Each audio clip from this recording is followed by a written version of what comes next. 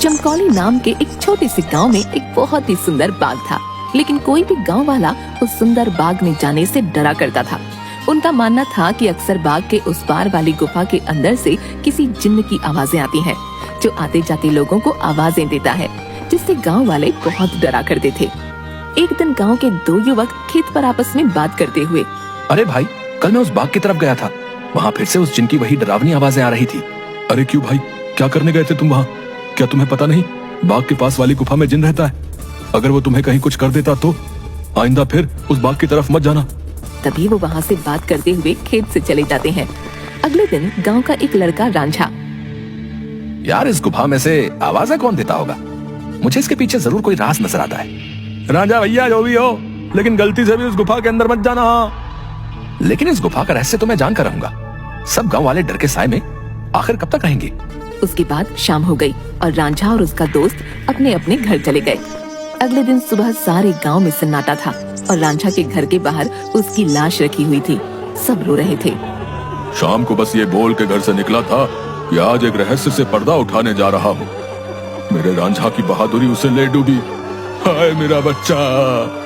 हो ना हो, ये उस गुफा वाले जिन ने ही किया है। हाँ। उसी गांव में धन्नू नाम का व्यक्ति रहता था, जो एक व्यापारी था।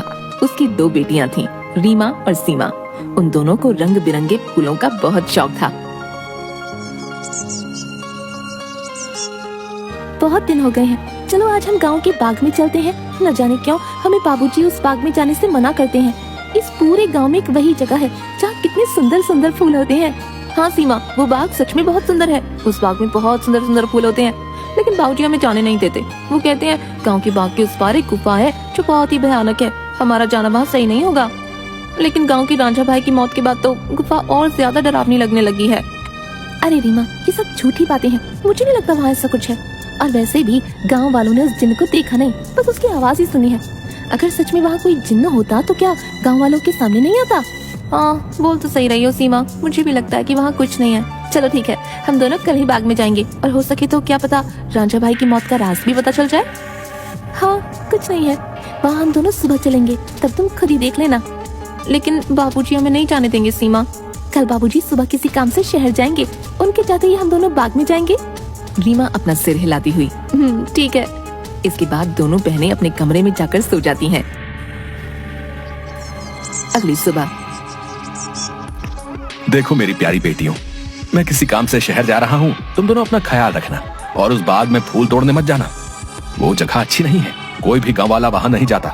पता है ना, रांझा भी वहीं जाने से मारा गया था। हम दोनों बहनें उस बाग में नहीं जाएंगी। इसके बाद धन्नू वहाँ से चला जाता है। उसके जाते ही दोनों बहनें उस बाग की तरफ जाने लगती हैं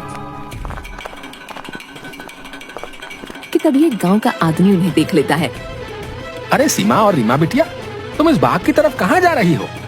क्या तुम्हें नहीं पता कि बाग की उस